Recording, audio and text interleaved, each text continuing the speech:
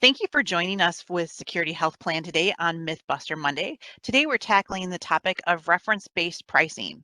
I'm Jennifer Cordy, Market Development Manager for the North Central region. I work with employers such as yourself and brokers in the market to bring solutions to area employers like health plans through fully insured, self-funded, and we work with Marshfield Clinic Health System on employer-related health services as well. Also joining me today is Joan Berlin. Good morning, I'm Joan Berlin. I'm the Market Development Manager for West and Northwestern Wisconsin, and we also have Kate Schmutzer with us. Hi, my name is Kate Schmutzer. I'm the Contracting Manager for Security Health Plan. My role is to assist in securing competitive provider contracts to maintain a robust affiliated provider network. Today, we're going to talk through a few questions and answers about reference-based pricing with a few slides as visuals to help us aid in this conversation. So we're going to get started right away with our first question. And Kate, we're going to ask you, what is reference-based pricing and what does that mean to you? Reference-based pricing is basically a payment strategy that sets reimbursement terms for doctors, labs, clinics, hospitals at an amount based on an established benchmark for medical services. So typically the benchmark is Medicare. So that's the base fee. And what payer contracts do with providers is we create a fee schedule that's created by a CPT code for a specific service, and we use Medicare as that benchmark. Our contracts do not pay at the same percentage of Medicare, but instead we set service categories at a higher percentage. So that was a lot of words. So an example is for E&M or office visits, imaging, some lower cost services, if you will, maybe at a lower percent of Medicare, say 150, 200. But as you move into surgery or other higher cost items, the reimbursement as a percent of Medicare is set at a higher rate. Okay, so who uses reference-based pricing in the industry? Many insurance carriers, such as Security Health Plan, contract with providers using reference-based pricing in their fee schedules. However, we have a contract in place that supports the fee schedules that the provider has agreed upon.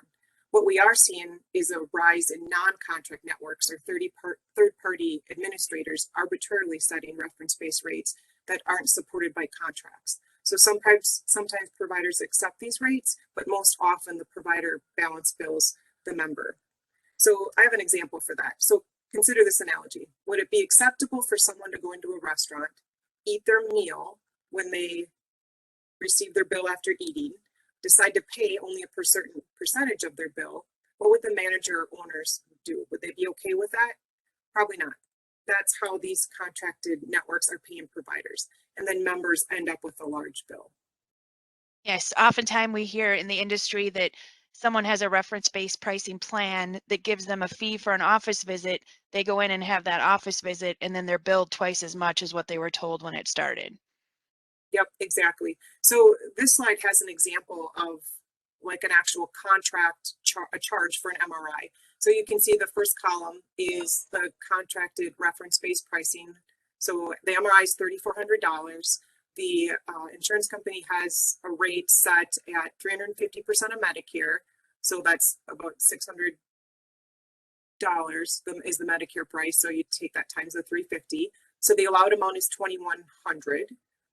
That's what the plan pays, and there is some member cost sharing. So the remaining balance is zero. So for a non-contracted reference-based pricing example, so same cost, $3,400. The non-network plan or the third-party payer sets it at 150% of Medicare. So the price would be $900. So that looks great. However, the $2,500, since there is a difference and there's no contract in place, the provider does have the right to legally bill the member for that difference. So this is a great example of what's known as the balance-based billing. What I think is really important here to understand is that when you have the balance billing, that this balance billing amount, the $2,500 in this illustration, does not go towards that member's deductible, their coinsurance, or their maximum out of pocket. This is on top of already what went towards their deductible and their maximum out of pocket, and this does not get credited towards it, and that there's no cap. We see this happen to members with reference-based pricing, and if they have ongoing critical type complex care, there's no limit to what their charges could be with this balance billing where there's no discount allowed for that portion. Yep, that's correct. I've seen it in the market. I know, Joan, you've seen it in the market. Yep, And that's where we see some. Oh, go ahead. It often puts a member in the middle with what they're going to have for care and what they can afford to have for care. For sure, for sure. So today our goal was to bring to you, what is reference-based pricing, what is a contracted provider, and who is using that contracted provider relationship, the difference on what those billing items look like between a contracted reference-based pricing and a non-contracted reference-based pricing example. Join us again where we tackle a few more topics into reference-based pricing for our next Mythbuster Monday. Thanks for joining us.